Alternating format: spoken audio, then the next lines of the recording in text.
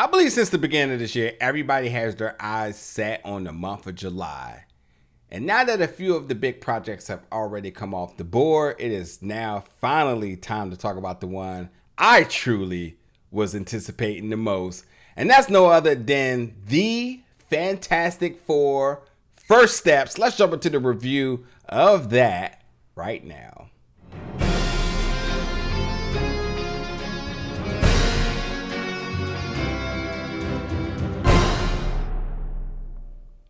What's up, everybody, and welcome back to the channel today for another review. And today we're going to be reviewing the new film, The Fantastic Four First Steps, coming to theaters July 25th. Yeah, you know, ever since the announcement of the Fantastic Four now entering the MCU, ever since the sort of concept footage that we saw at D23, especially the moment that I heard that Michael Giacchino was going to be composing the score. And the moment you heard that theme for the first time, I mean, it was a no-brainer that not only did I want to see this film, but I was hyped to see it. And even with that, though, I still kept my expectations very reasonable because, you know, MCU is a little bit of hit or miss. But after the Thunderbolts, we're definitely on the up and up. And I'm here to say, like, this one was definitely one fun ride. And I know people are going to kind of be 50-50 with this one because I think the first thing is people are going to expect and probably desire more. And that's fine because me, on the other hand, I'm actually very thankful for just the amount of much that we did get. They gave you enough that you know that there's so much more of a higher ceiling, a possibility, storytelling, and expanding with this family and with this story with them. But you know what film is next? Avengers Doomsday. And that's where we need to be focusing on. So, like, we need to get them inserted into the MCU just so we can get to the big payoff. And that's where we know they're going to make all their coins with the Russo brothers, directing that. And we know what the Russos do. But, you know, speaking of directing, Matt Shakman, easily an amazing choice for this. And, you know, Matt did WandaVision. And the fact that this film takes place in this sort of retro-futuristic inspired 60s era, I mean, there's so much to play around with brands, with looks. I mean, it's New York, with costume. I mean, he nails it up and down the board. And WandaVision's great. And with that, you can only imagine with a bigger budget and with New York, the possibilities. And yeah, Matt did a fantastic job here in terms of establishing the Fantastic Four in the MCU. Because the biggest thing they did in this film, which easily becomes the best part of this film, is they spent 10 minutes establishing who they were. We didn't need a long, drawn-out backstory, origin story of, you know, here's how they got their powers when they went to space and da-da-da-da-da. Listen, in the first 10 minutes, they established that they've already been the first family, and they've been superheroes. They've been these icon rock stars for 4 years. We established their villains. We established the ones that they've already taken down, you know, the ones that, you know, are out there. They established what Earth they're on Earth 828. Like, they just nailed all this stuff in 10 minutes. And then after that, I was like, all right, well, now it's time to focus on what's at hand next. And what's at hand next is the global threat of Galactus, you know, obviously led by the Silver Surfer, who has now deemed planet Earth as his next target. And with them, you know, they're this world's first family. And with them having such a reputation of always protecting them and being their heroes, how would they be able to stand up to a cosmic threat unlike anything they've ever done? Along with getting ready for parenthood, which is the biggest thing here. Because while this film is in the MCU, is knocking on the door of Avengers Doomsday, it also feels very much grounded in the eye of family. because it is really about the dynamic of the four of them. That's where the heart of this film works, and up and down the board from the cast. And there's obviously big names, and we know that. But Pedro, Vanessa, Ebon, and Joseph, they're just great together. The energy, you believe it. The dynamics, the camaraderie, all that other stuff, you get it. And then the fact that Mr. Fantastic and Sue are expecting a baby, it's just like, well, what does parenthood look like for, not only just them, but for the four of them having to rally all together in order to do so, especially when there's a cosmic threat headed to Earth that puts everybody life in danger, including their baby. So, while again, this is an MCU project, and it's easily to say it's the Fantastic Four versus Galactus and the Silver Surfer, it really is about the humanity in all of this. It's really about this family. And then it goes a little bit deeper, which I'm going to talk about in a second. But that's what I liked about it, is that like it has so much heart in just the fact that this family are human. Mr. Fantastic, one of the smartest minds on the earth, we see him struggle pretty hard, I would say, with his confidence at times. And, and Sue, being and preparing for motherhood. But like, how does she kind of balance out motherhood also with being the glue for this family? Ebon is a person that, as in terms of playing the Thing, the Thing is struggling with, I don't know, maybe missing home. I would say is he likes the community stuff and going back to his roots. And I think that as much as the job is taking him deeper and further out into the world and into space, I feel like his heart is always at home. And then I would say for Johnny.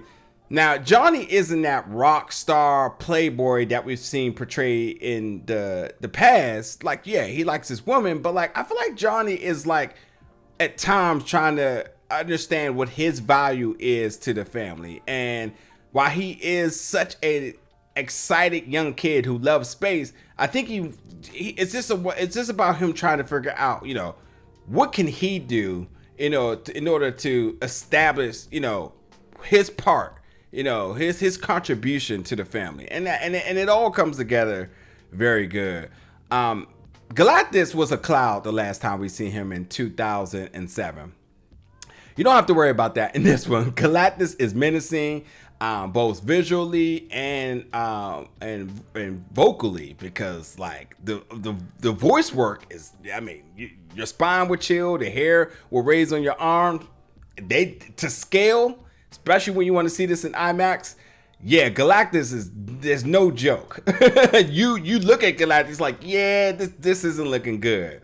By the way, if you see it in IMAX, you get a special Fantastic Four opening with the theme. And matter of fact, back to the theme, Michael, he really killed this. He killed it. And throughout the film, you hear different renditions of the theme, but ultimately, the score from top to bottom is arguably one of the best scores in any MCU project.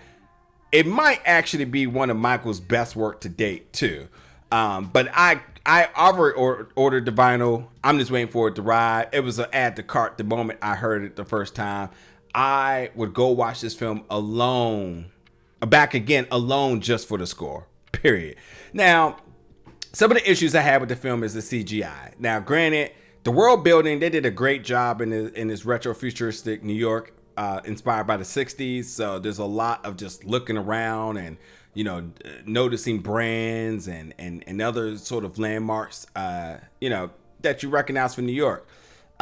So in terms of the visuals on that note, great.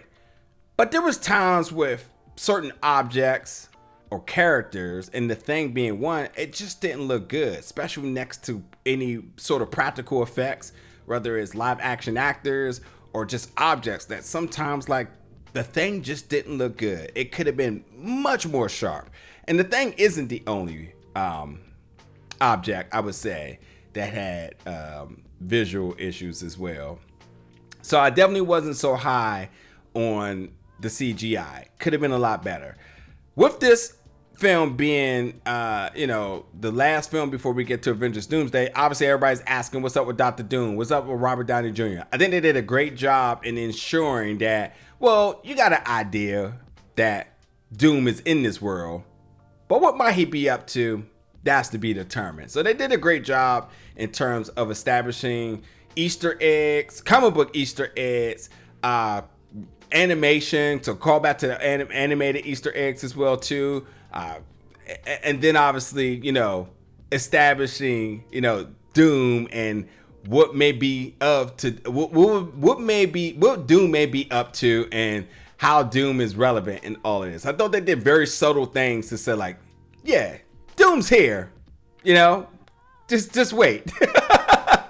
But I think that another thing I really liked about this is that we obviously had, the 2005 Fantastic Four, which, by the way, while this is easily the best of the four, I still have a lot of love for the 2005 and 2007. And in fact, you will see inspiration from that film. And I know it all is derived from the comics, but I think there is still such a great appreciation for that one. Because I don't necessarily think it was bad. I know a lot of people hated it and whatnot, but they were very enjoyable for its time. Now, that other one, we're not going to talk about. Miles Teller and Michael B. Jordan, we're just not going to talk about it. That didn't happen. Not good at all. And yes, Galactus in the Silver Surfer as a cloud, also not good. Whether they had the rights or not, yeah, it still wasn't good.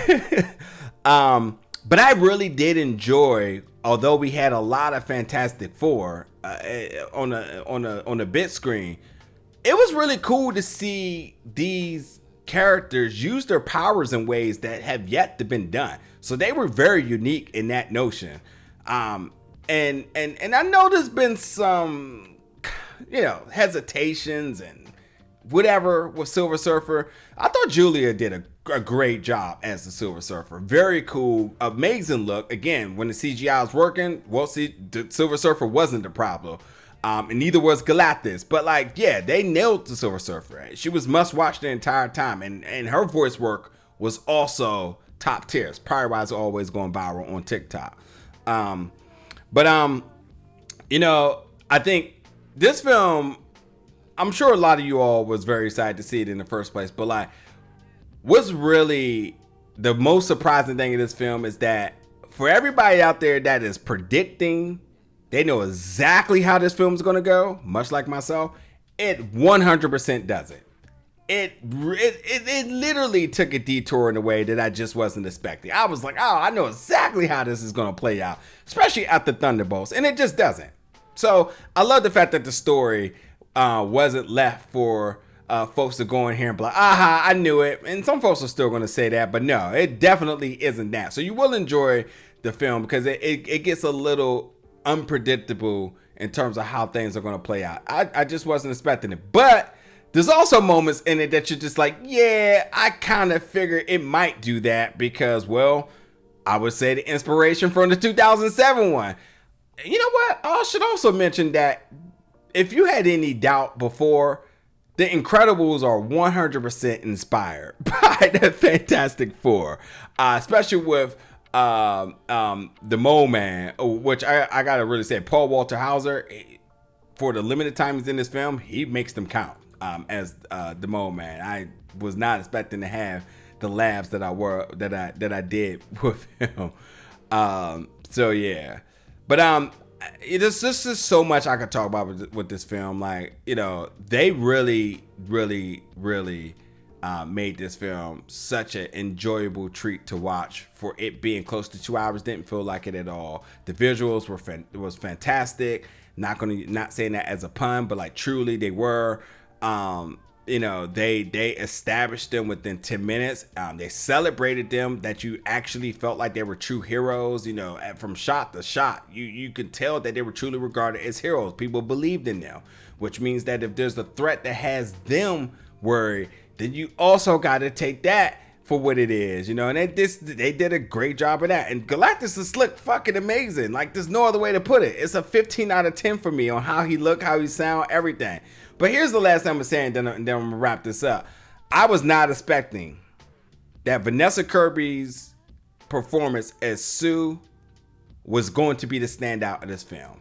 Not only is she so good in her performance, but the character Sue, who somebody may be sleeping on, she comes out in a way that you're just not ever ever going to imagine. But I will say this, that the one thing I'm always going to sign up for is getting behind the mama bear story of them willing to do anything to protect their cub. And we see that with Sue, and Sue's no joke.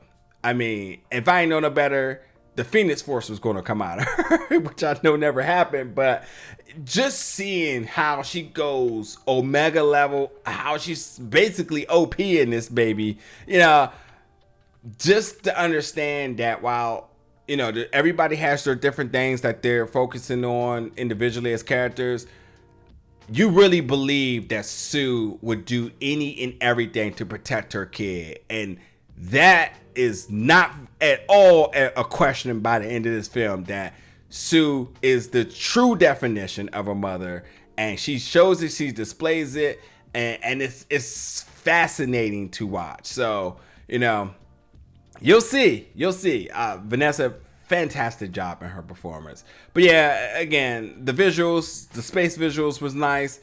The costume design, you know, for all of the different suits that they wear, but also, you know, all the civilians in New York in the 60s, everybody looks stylish, and it looks exactly how you would expect folks to dress in the 60s, but also inspired by that futuristic look. I mean, the costume design folks, they were in their bag.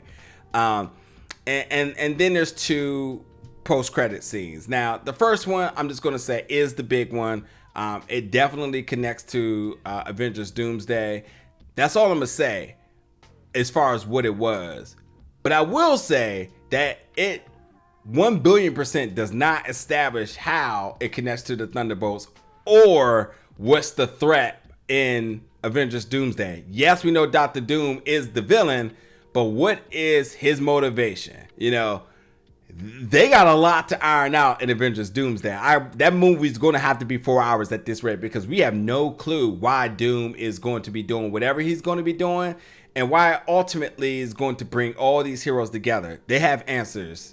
They have answers. They have a lot of questions they need to answer, and I'm gonna be right in the theater multiple times, getting them too. And then the second one, I think, is just basically potential for Disney Plus content. So a little bit of a gag, but like, you know, could be interesting. But Matt does a fantastic job in directing. Costume design, folks, great. Michael Giacchino score amazing. The story, definitely enjoyed it. Performances up and down the board, great. And with so much Pedro, you know, over the last few years, you know, who you easily could say, oh, Pedro's going to be the star. He's Mr. Fantastic, and he does a great job as Mr. Fantastic. Vanessa Kirby, it's not even close. As Invisible Woman Sue Storm, she's great. You know, Eben as Ben Grimm, great. Joseph Quinn really bodies his own interpretation of the Human Torch. Yeah, a lot of love to Chris Evans for his work. But yeah, Joseph definitely creates his own. There's not, under no circumstance do you feel any comparisons to that cast or anybody else who's played any of these characters, including John Krasinski as Reed Richards. Everybody really makes these characters their own, but Vanessa Kirby is just, she's just in a whole different echelon than everybody else. She kills it. So anyway, that's all I'm gonna say with this film, man. I know you're excited to go see it, and definitely you should, because it is completely fun. And truly, because this is the only time I'm gonna say this, is that it's fantastic. So check out that Fantastic Four First Steps. Jump in the comments, let me know your thoughts about it once you do, and then always stick around for more reviews and content here at Big Old Belt Media very soon. Thank you for watching, folks.